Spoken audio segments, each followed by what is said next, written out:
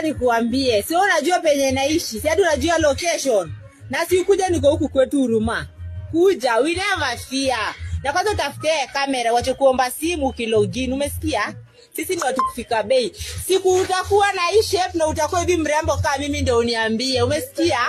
Usikutakuwa na American height uniambie wewe hakuna kazi, umesikia? Ati sura mbaya suruali safi.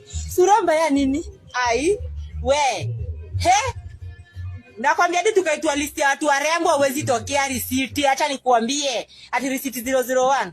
Receipt zako peleka huko kwa dustbin. Sijui ni ma receipt ama ni whatever. Tomba hiyo. Sasa tambiwa ni vile sisi ni warembo. Hii familia inajitambua sana. Mnabonga ngati hapa Huruma. Tembeeni venye nimetembea, mpatane na watu tofauti. Gala not nice. Hakuna venye huko. Vita ni gay ni kugei. Si ati uende uite anko yako, aunti yako, nani kwenyu. Unaenda kuita familia mzima na ukini address ulikuwa peke yako.